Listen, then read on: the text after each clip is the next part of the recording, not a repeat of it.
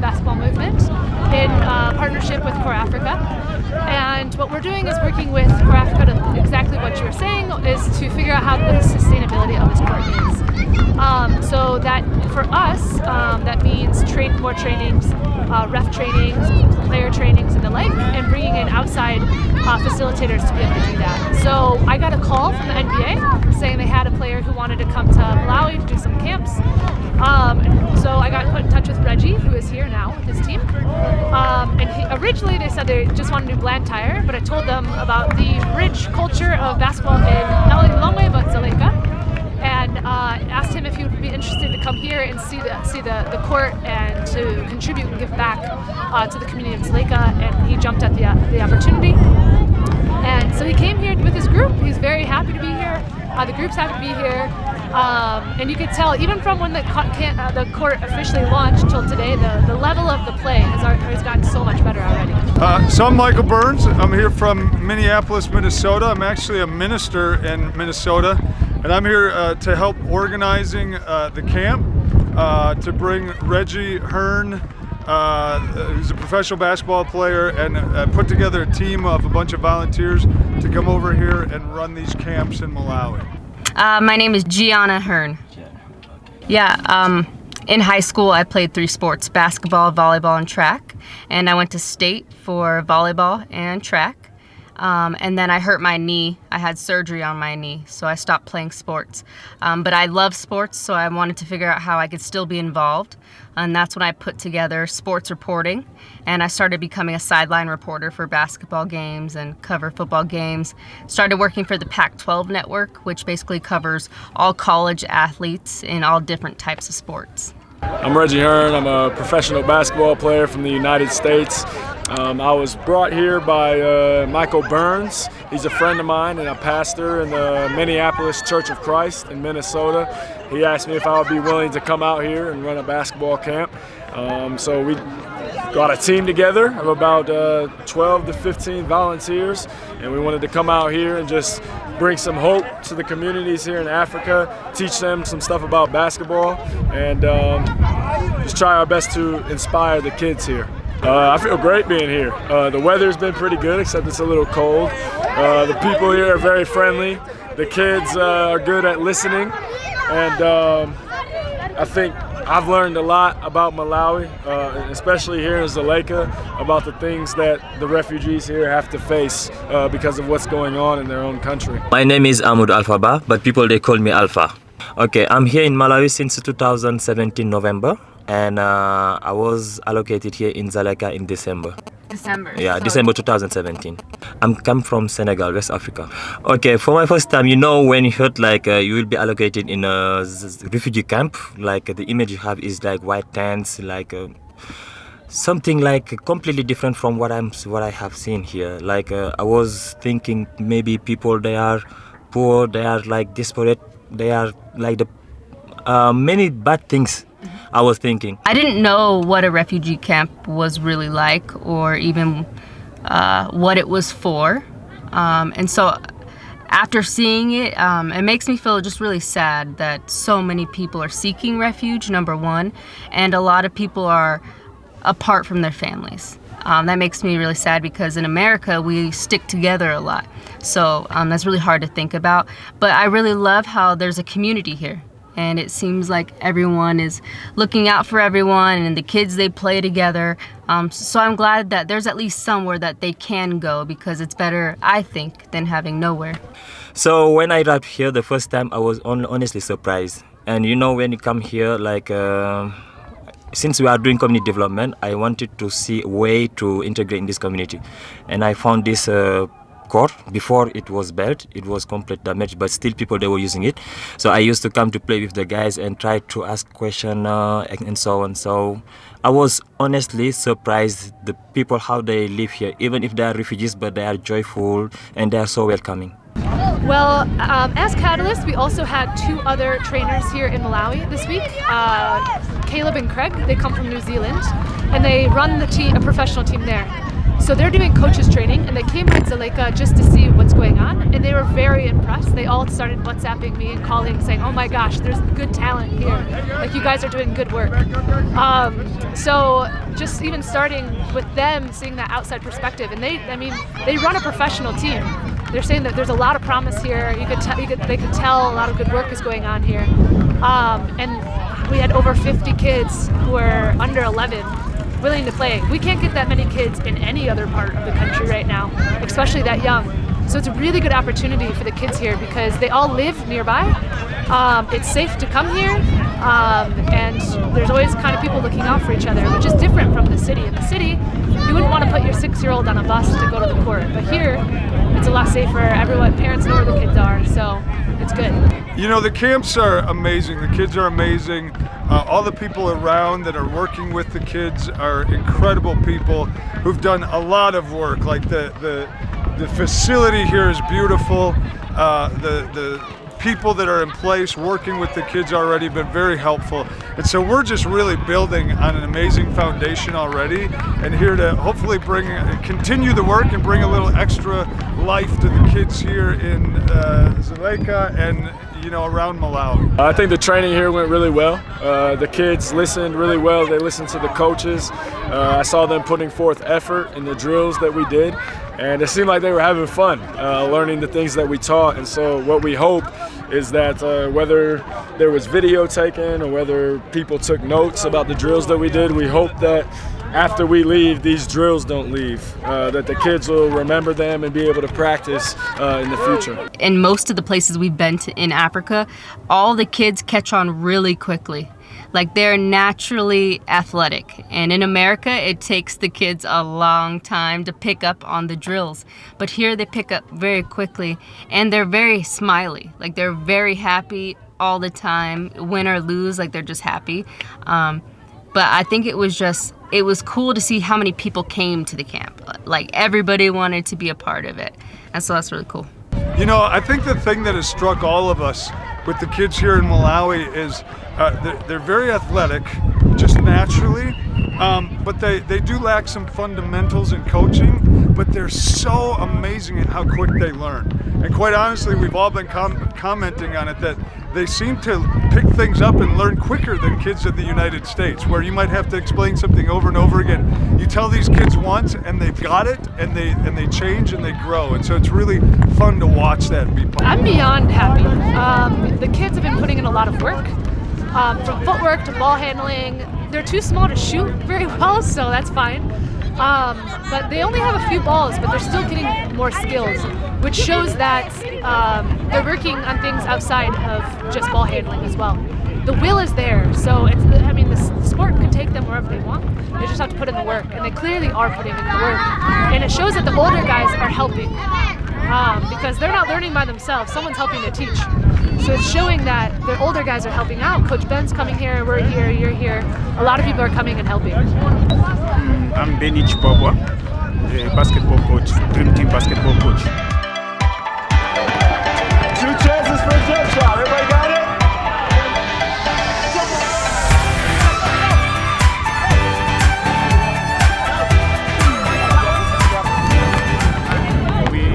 We really appreciate this Reggie in camp, and we have learned a lot from them, even for us as a coach. So we've learned a lot from him, the way he's running his drills, and the players as well. So they've learned a lot from him. The youngsters and those one in the league as well. So everyone, even other coaches who are around here. So we really appreciate and really like it a lot. This is my first time in Dzaleka. It is. I've been to Malawi many times, but first time here. So it'll leave a lasting impression. We'll never forget our time here. You know, obviously it's a little rough in the sense of, that people here are incredible people, and they're brilliant and they're talented, and they want to go out and do something beyond this little camp. And I know we're all grateful that the camp is here, and yet, it gives you a taste of hoping that they're able to get out and do more. But we love being here, and the people, as difficult as the situations can be, they're full of joy. The kids, they're just joyful. They have happy hearts. They're giving to us, and so it's been incredible to be. So my role in the camp is really just to come here and film the camp and make sure that everyone back in America knows what's going on here, because we hear a lot of things, but no one really knows the truth. You can watch the news, but the news can only give you little parts. So my role here is to make sure people, at least in America, can see what's really going on. And then also I'm here to talk to the young girls, because not a lot of young girls have people come talk to them about what women can actually do. And so I want to make sure women are inspired and they know that they can do things in the world too. Yeah, well, my wife took some videos that we're going to show to people back in America, and also each and every one of us, like I said, we heard some of the stories. We heard what some of the refugees have to go through. So we're going to go back and we're going to tell the people that we know. We're going to see what other ways that we can help. Help people maybe not have to spend so much time in the refugee camp. We're only a few people. There's only so much we can do, but we want to do what we can to help. As of right now, what we have scheduled out of Catalyst together with Core Africa is a ref training to make sure that we have an income generating project, as well as the income generating program, as well as just an avenue for people to be more involved in basketball. And it helps out Malawi basketball because our current refs are all players, which brings in biases. So to bring in non-associated people and people who are hardworking and willing to come on time and doing the work is key. And Dzaleka, the people of Dzaleka continue to show that that's them. So hold on, so that's the ref training. But also we're getting sponsors for schools, for our schools program, and the schools here will be included in that.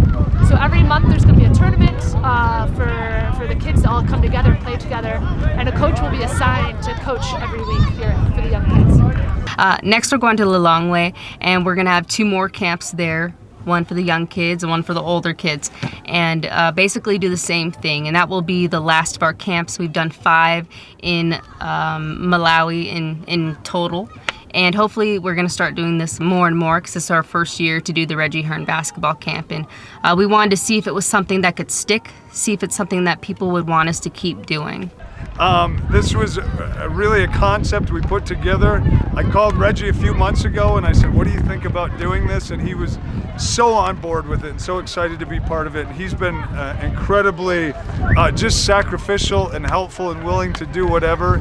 And so I think we're doing this a concert with our churches in the United States, the Two Cities Church and the Chippewa Valley Church and a few others, and some churches here, the Blantyre International Church of Christ. And we're trying to figure out how we can utilize Reggie and some more of his teammates from the professional ranks in the U.S. and partner with the NBA and all the people who are already over here doing great work, and just add to that.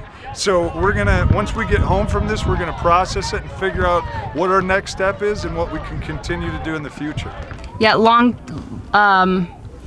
term, we don't know yet, because we wanted to see if it was something that the country would like us to do. So now that we're here and we've had a lot of good feedback and we see that the kids, they really, really like it, I'm sure the next step would be to, where are we gonna go next? And how can we come back to the places that we've already seen?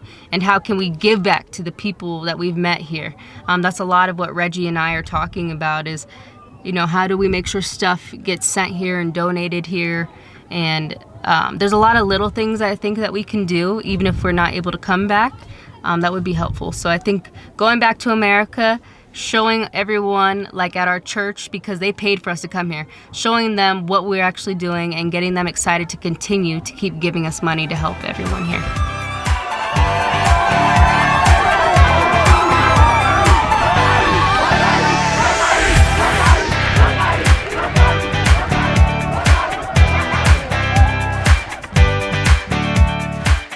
My dream, first of all, is like to work in international organization. Having this chance to come in Dzaleka to serve as a volunteer program, I was honestly happy because it's far from my country, and this country they speak English. So for me, it was a challenge for me, not challenge, but it was a dream for me, a goal, to go in another country and try to work there with another language. And luckily, I'm here in Dzaleka. The work I'm doing here makes me like to stay maybe again, or to see something else, like a big level, like still working on basketball and with the youth. Yeah, we are really thankful and very satisfied because it's a dream come true. Because the way we started, we did not have the codes until when the Copa Africa came, the NBA. So now we have a code, but we still have some challenges, maybe to go to play the league games in town. Because there's most of players they're here in the camp, so that's the challenge we have. Not to run a league, it's costly. It needs a lot. The players, sometimes we play around one. Some of the kids here, they don't eat, so we have just to buy maybe just something for them to play. Because they in town maybe can play around one, so they have to start off here around 11. So it's really challenging somehow. I think one of the big challenges was the dust blowing. Sometimes it was hard to see. Also because it's a wide open space, trying to yell really loud so everyone could hear me. I think that was the toughest part. But other than that, I felt like we had great participation from the kids. I think it was a great success. I think the challenges here is just the lack of communication. Because we don't speak the same language, it's hard sometimes to get everything organized. And with something like this, we need a lot of organization because there's a lot of people involved, a lot of kids involved, and we're moving different locations. So if we were just in Blantyre one time, it'd be a lot easier, but we went to 5 different places. So that was really tough. And then also just, we had one court. We had to completely change our location because it broke. And so navigating a place that we don't know anywhere has been a little difficult, but everyone in each of the cities has been so nice that it made it a lot more easy once we did have challenges. You know, I think that the biggest challenge for us is, you know, we're here today helping maybe 100 or 200 kids, and knowing that there's something like 15 or 20,000 kids here, and we simply don't have the resources and the time to help all of those kids. And so it's very encouraging in one sense to be able to help those that we are, but it's also heartbreaking for us because you see other kids, you know, around the perimeter that can't participate or that we can't give shirts to or equipment to. And so we want to be able to do more and just can't. We're limited by our resources. So I think that's our biggest challenge right now. Yeah, I think what I would tell people is just be grateful for what you have, and beyond that, try to have less, because we have so much in America. And even like my brothers and sisters, they're young and they feel like they don't have anything, and they have a lot more than these kids. So I want to show like my family members, my best friends, just how little people have here, but how much more happy they are. Because we have a lot of unhappy people in America, and they just put too much focus on things that don't matter. And so I think I would tell people to focus more on loving one another, being a community, helping each other out, and not about all the other stuff. Your last word? My last words are just, I feel really, really privileged to be able to see this. Since I was a little girl, I always thought about Africa, and I didn't even know like what to think about it. So I just feel very lucky and grateful that God gave me the opportunity to fly out here, to meet people, to be able to talk. It's just been a really great experience. I'm excited to come back. My last word, keep going, keep pushing. It's already getting so much better. It's very small. Small things can go far. Small things can do large things. And we're just keeping that momentum pushing and moving forward.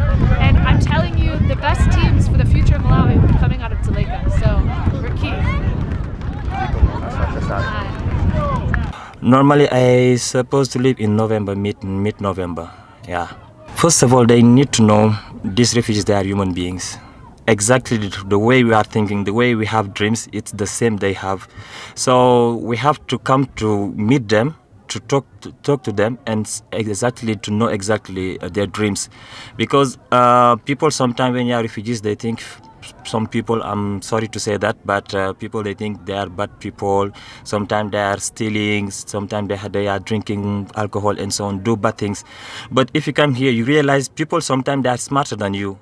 Most of them they went to school, some of them they are doctors, but because of war they fled their country to come here. But still they are human beings and they still using their knowledge to try to survive here, their resilience. And what I like most, for instance, there are people here who were like photographers, who were like videographers, and coming here, they said no, they don't have to stay to just wait like the food distribution. What they receive there, it's not a lot. They cannot survive with it. So they need to find something else to survive themselves. And I so happy to see exactly they use what is in their mind to develop themselves. Just before to say thank you to come here. And I'm so surprised to see people who come the first time here in Malawi and to reach in Dzaleka, eating with us without any worries, and like the help you are giving these people, hopefully they will use it and it will be improve their skills. Keep on touch, because I might live in this country, you might live as well, but we need this to continue to be sustainable. That's why we are bringing the kids to be here. So wherever we are, just get in contact with them and try to support them as much as possible. Okay, time. Hey guys, my eyes are on him. Pass. Got that? Yeah. Let's try one. You know, I think our major message is this. God put us here on this earth to serve one another, to help other people, and to really do whatever we can to create the conditions around us so that life can flourish and thrive. And whether that's big ways or little ways, it's sometimes you can do it directly and sometimes it's just a matter of supporting the work of others. But I know everybody here really has a passion to go back and tell people of the amazing people here, the amazing work that's continuing to go on here. You know, I myself have been coming to Malawi for about a decade now, and many of our group, it's their first time in Malawi. And so they're very excited to go back and tell people like, hey, there's an amazing group of people there, and they just need a few more conditions, like a gardener would, to just create the conditions for life to flourish. And we want to bring more people and continue to bring resources to help build people up and give them the opportunities. What is your last word? My last word is, you know, if you're watching this, just do what you can to love other people, to serve others, and to let life flourish and thrive. And, you know, if you can come to a place like this and do it. And if you can't, then support those who can. My plan with the team is to continue developing players and try to take them at the highest level so we can. Why not even outside of the country? They can go and play in the other leagues outside there. So keep working hard and at school and the basketball court so they can go to compete on the higher level. And about the girls, we try our best for next season. So our plan is for them to join the league next season. Just more practice to keep to work hard to get ready for the league, to prepare by now. We start preparing for now, right now. So by next year, next season, so they will be ready. So we are thankful to Reggie came for the visit, for all the coaches who are around with him. So we didn't take this for granted. So we really appreciate what they've done for us. And I'm sure it's really motivated, my players are all motivated, and me as a coach as well. Because I've learned a lot from him and for the people around him. So we spend a very nice day. Whatever is dusty, but I'm sure they enjoy it as well. So we are really thankful to Cops Africa, OCP, and the NBA, yes, for the great job they've done for us. Because if it was not them, I don't know what we could. These things could not be. It could not happen here in Dzaleka by now. Because Reggie came here because we had a court. So we are really thankful to them, OCP, Cops Africa, and the NBA.